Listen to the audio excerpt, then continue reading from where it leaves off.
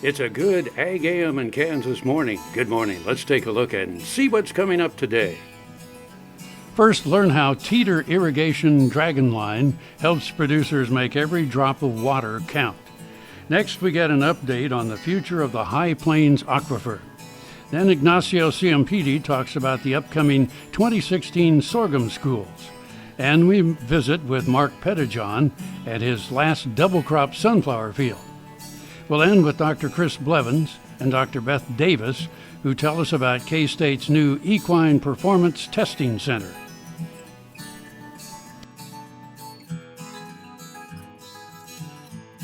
Closed captioning brought to you by Kansas Soybean Commission, the Soybean Checkoff, Progress, powered by Kansas farmers.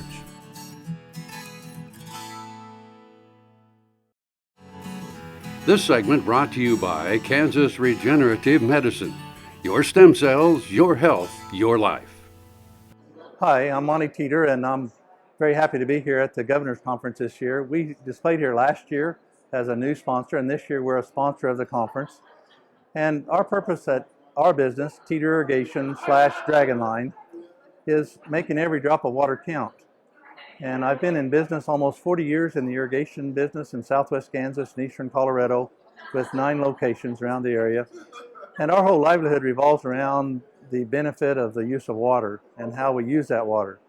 And over the period of time, our aquifers have shrunk and declined in the amount that we have to use. And all of our livelihoods in southwest Kansas depend on water. And so I've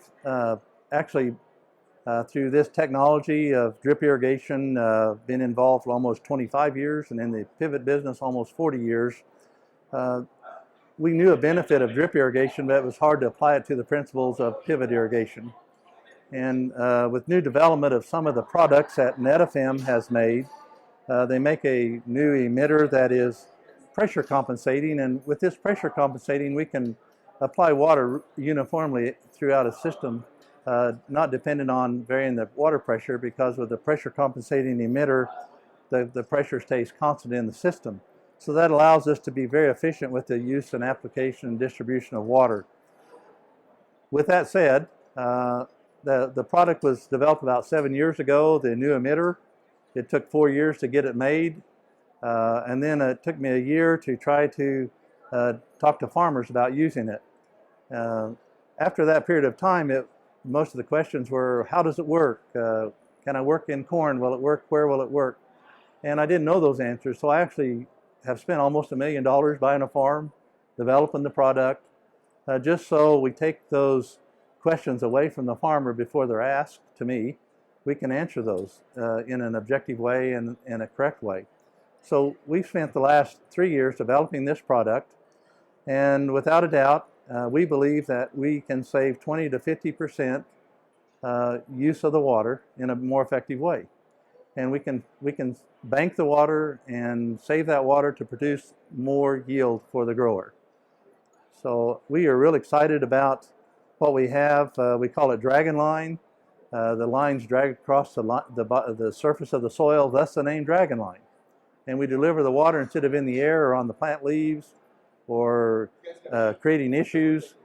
We deliver it directly on the soil, where it's taken up by the soil to the plant rather than losing to evaporation. So we pick up more use of that water than any type of irrigation from the surface.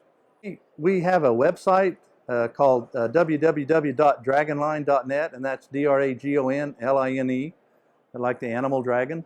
So just go to our website. We have a 4-minute video that tells about Dragon Line and and what it is and how it works. And then there's some research tabs that you can click on to show why it works. So with that, just click onto our website, and there's phone numbers and distribution centers all around the United States. If you're an irrigator, just contact your local pivot dealer, and he can get the product for you.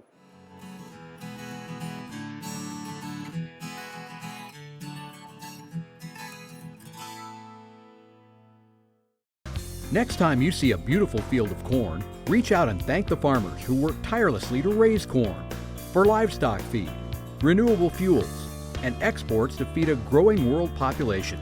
The farmers on the Kansas Corn Commission work for Kansas corn, with grower-funded checkoff dollars that support foreign and domestic market development, research, promotion, and education to expand opportunities for Kansas farmers. To learn more, visit kscorn.com. Heinen Brothers, a fourth-generation Northeast Kansas farm family, knows how tough farming can be. Farmers helping farmers.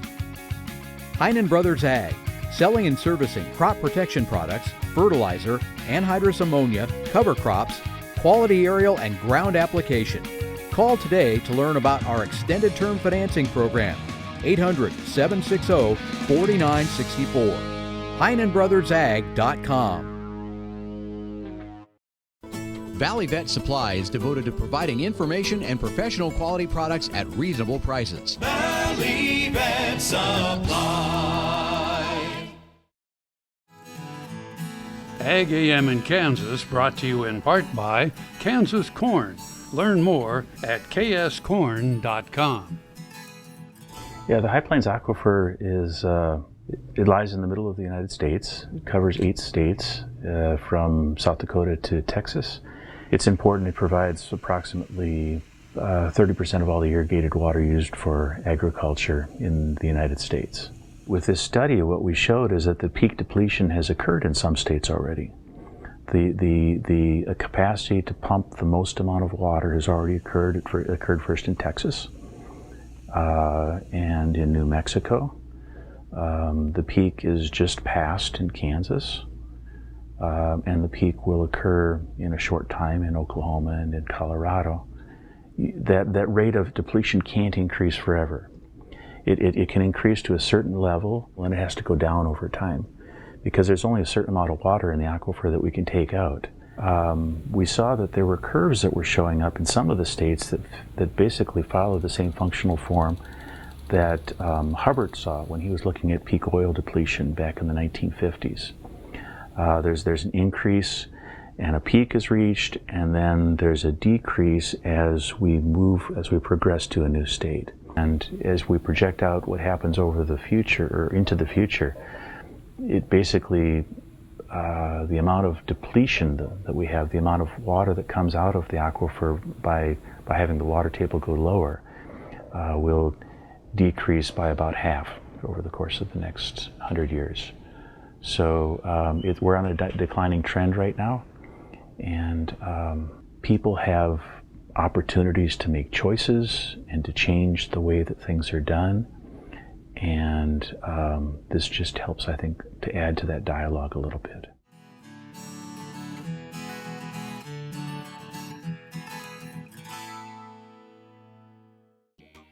The Kansas Wheat Innovation Center in Manhattan is rediscovering ways to get improved varieties and new genetics in the hands of farmers faster. Grower-led and checkoff-funded research initiatives are bringing about positive change. This grassroots leadership provides a strong voice in Topeka and Washington, D.C. Now is the time to partner with Kansas Wheat in moving wheat forward. Kansas Wheat Commission and Kansas Association of Wheat Growers. Farmers investing in their future and yours. Log on to rediscoverwheat.org. Buying a car shouldn't be this hard. And at Brown Chevrolet Buick in Wamego, it isn't. It's actually awesome. Whether you want a new or used car or truck, Toby's team can make the deal. Even if you want to custom order a new car or truck, Toby's team can make the deal. See Toby's team at Brown Chevrolet Buick in Wamego. We're awesome. Kansas Farm Bureau, the voice of agriculture. To join today or for more information, go to kfb.org or find us on Facebook and Twitter. Good morning, folks. Welcome to AGam in Kansas. My name is Dr. Ignacio Ciampitti. I'm a cropping system specialist working in row crops here at K-State. And today I would like to talk about the crop schools. If you recall, the previous weeks we were talking about the corn schools and the soybean schools. So today is the turn to talk about the sorghum schools. Sorghum schools are a very successful event, and it's a continuation of several years. I would say probably even more than 5 years that we are conducting those sorghum schools. Always highly successful. Always we have every year around close to 400 people attending to those schools. We're always trying to move around the state and trying to go to different locations. So usually the schools will start 9 o'clock in the morning. We are looking to have everyone, if possible, there 15 minutes before for registration and to make sure that we start the school at 9. And then we're trying to finalize with lunch included around 2:30 or 3 p.m., which will include also a farmer panel at the end, with the idea to have more interactions and more discussions about what are the worries and the farmers are, things that they are concerned about sorghum production and things that they are concerned about, the future of the sorghum production. So Tuesday is our first day, Tuesday, February 2nd. That is our first location on the western side. First location is in Scott City. We have a location there 2 years ago, very successful school, so we hope to see you, all farmers and people are down there, just to make sure that we have another event successful as we have in the 2014. The idea is in Scott City, focus on topics specific to Southwest. We will talk about limited irrigation sorghum, we will talk about iron chlorosis, we will talk about sugarcane aphids. So as you see, those topics are very specific for that area, but the idea and the goal is to provide updates, information, everything working around the K-State, College of Ag and Agronomy Department, to make sure that we can provide that information to all farmers. From there we are moving to our second location, in the state, and in that location that week we are going to on Wednesday, February 3rd, to Phillipsburg. Again, that location will be more to cover the northwestern side of the state and north central section of the state, and the idea is to make sure that we have a school focus on specific topics. We'll be talking about, again, limited irrigation in some areas, but also we'll be focusing a little bit more on the disease and some of the things and issues that we have this year on sorghum standability, fusarium, charcoal rot. The third location is on Thursday, February 4th, and it will be in Ellsworth. And that location is trying to cover the central section of the state, and the idea is very similar. We will be including some future topics. Again, we will have maybe an hour of presentation, as mentioned before, on the weed control side, which we believe that is one of the main critical topics that we have from last year, and also 1 hour on the sugarcane aphid.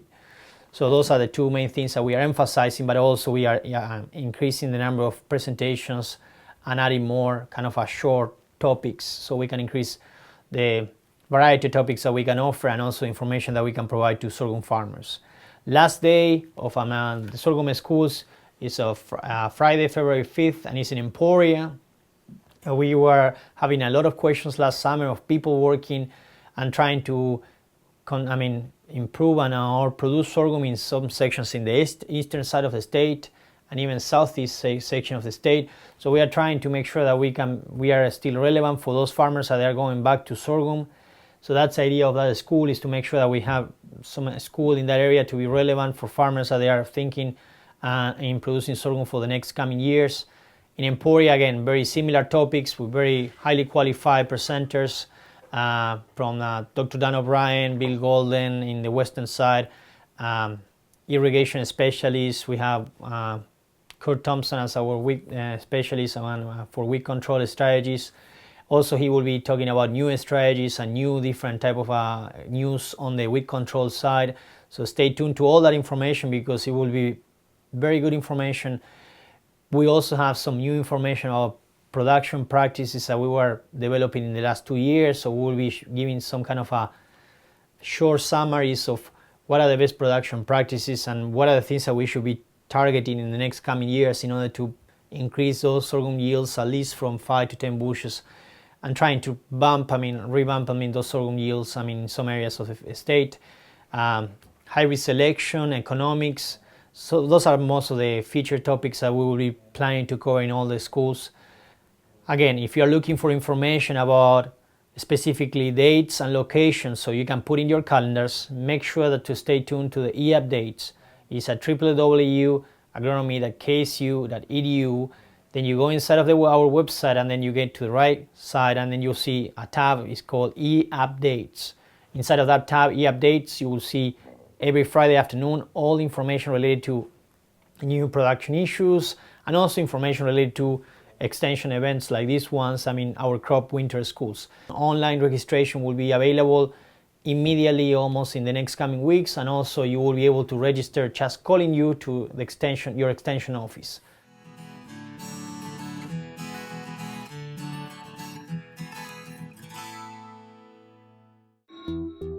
I'm a patient of Kansas Regenerative Medicine in Manhattan. I had stem cell therapy in my hips and my left knee. My wife and I both are patients. We went down there the same day in November. Since then, my hips are feeling a lot better. I can work now most of the day if I want to. And before, if I worked in the morning, I was done in the afternoon, or if I worked in the afternoon, I was sure enough done for the rest of the day. Now another gardening tip with Annette Jackson. Fall is a great time to plant trees, shrubs, and perennials. Root development this fall means more growth with less watering next year. For faster root growth, always use Fertilome Root Stimulator. It is the only stimulator which contains IBA rooting hormone. Use Fertilome tree and shrub food after the plant has been planted for a month. Save 25% now on Jackson's homegrown hardy perennials. Let Jackson's friendly staff help you select the best plants for your landscape. This segment brought to you by Heinen Brothers Ag, farmers helping farmers by offering quality aerial and ground application, fertilizer, ag chemicals, and anhydrous ammonia. Call today to protect your crop yield. Hi, I'm Mark Pettijohn here by Solomon, and we are on our last double crop sunflower field, which was planted July 21st, following 44 bushel wheat crop. We came in and had numerous attempts to plant this field, probably 4 different times. It was wet. We finally finished it wet. It got good rain after planting, came up good. So it's probably our best sunflower field, so we're harvesting it later than all the rest. It's last, and much sooner than we normally do. We normally start about now, so the seasons were kind of different this year. We really had perfect growing conditions. So these sunflowers are New Sun variety, Pioneer 63M91 seed. They are not High Lake. High Lake commands a little higher price this year, and Team Marketing has been taking our New Sun sunflowers at Abilene, but today we are taking them to Bridgeport, Kansas. And as you can see, he's coming towards us, and it's probably making around 1,500 pounds per acre, give or take. It had a 1034 starter fertilizer put down with the planter, and then we came in after the flowers were about a foot tall or less and put 75 units of nitrogen alongside the rows. This field will be soybeans in 2016. We do like the sunflowers because when you pull these stalks up, they've not only got massive root structure, but it's actually quite damp right now. We've had an inch of rain lately. So I'm going to come in here this afternoon and spray it and get it ready for next season. And hopefully it's a nice crop of soybeans next year.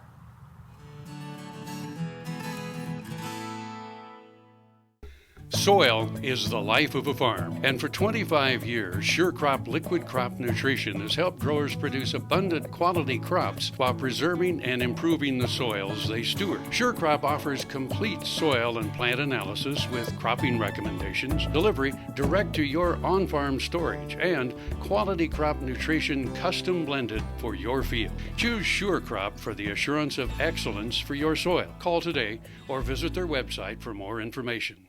Kansas Farm Bureau, the voice of agriculture, represents grassroots agriculture. The state's largest and most powerful farm organization stands up for its members through leadership development, agriculture education, legal defense, environmental advocacy, farm safety, and risk management. Members also enjoy money-saving benefits. To join our organization today or to learn more, go to www.kfb.org or find us on Facebook and Twitter. Tallgrass Commodities offers producers bulk commodities at a reasonable price with reliable service throughout the whole Midwest. To find out more about Tallgrass Commodities, visit tallgrass.us or call 785-494-8484. AGam in Kansas is brought to you in part by Sure Crop, liquid crop nutrition delivered right to your farm. Hello and welcome to Horsing Around. I'm Dr. Chris Blevins at Kansas State University Veterinary Health Center. Today joined by Dr. Beth Davis. Dr. Davis is our equine section head and internal medicine specialist here at the vet school, so welcome. Thank you. We have some exciting news about a building or a facility that's going to be joining us here at the vet school. And I guess just real quick, tell us a little bit about this building or facility. Well, thank you, Dr. Blevins. Yeah, it's a really exciting time. We have an Equine Performance Testing Center that we broke ground on November 4th. And this facility is going to allow us to evaluate patients in all sorts of weather conditions. We're going to be able to work with our veterinary students in a better facility than what we have right now. So it's going to allow us to work them up, diagnostic capabilities such as x-rays and ultrasound, a client consultation room, a farrier area, as well as the actual arena itself, which is about 120 by 60 foot arena. And then we also have a hard surface trot area where we can work them in circles, and a trot up that'll be the entire length of the arena. Well, I think that's, quite impressive as far as just the difference of the footing, in addition to having more of a stable environment to do some of those workups. As far as what else, you talked about lameness workups, kind of the whole goal of the facility is? Sure, yep. So it's to do the lameness evaluation both in hand as well as under saddle. So we'll be able to expand what we can do right now. Obviously doing things like nerve blocks and localizing the site of the problem, and then to do the imaging at the center so that we can take radiographs and or ultrasound. And then if we need farrier work to be performed, we could do all of that in this outpatient facility. I think that one thing that some people that were very interested and have seen some of the plans for were, are we doing everything over there is kind of what they're kind of wondering. Are we moving the whole equine hospital over there? And I guess you can kind of shed a little bit of light on that aspect. Right, and that's certainly understandable that that would be a question. It's our intent that our hospital will run as usual. So anybody that comes in and needs advanced care, this is where they'll be. But if we have a patient that comes for an evaluation of performance limitation, they'll get worked up in this facility and they may never come into the hospital. That is great.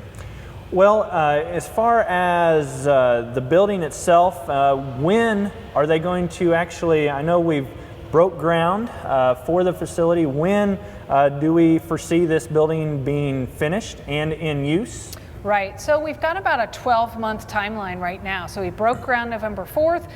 We're in the final document stages right now, and the plan is that they will be out there working as soon as Mother Nature allows us. And really, we expect to be working on lameness cases next year at this time in that facility. That's going to be exciting.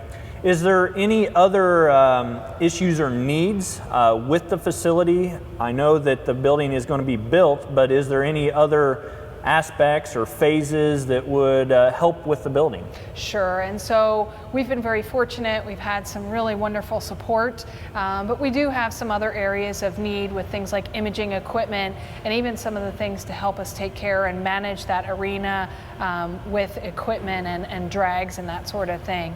Our development office has that information, wish list, those sorts of things, and so I'd encourage people to really contact us if they're interested in helping with the project.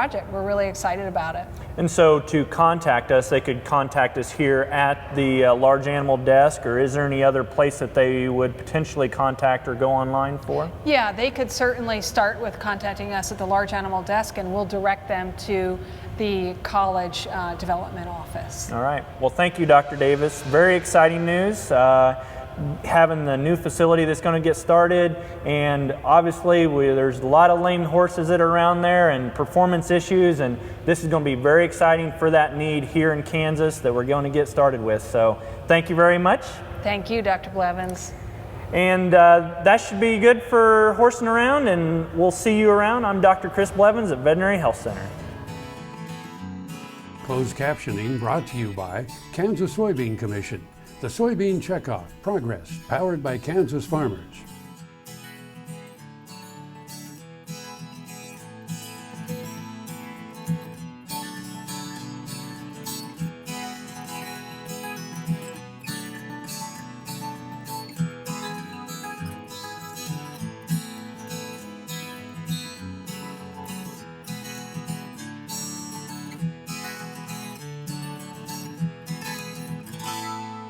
To see this show and past episodes of AGam in Kansas, go online to agaminkansas.com.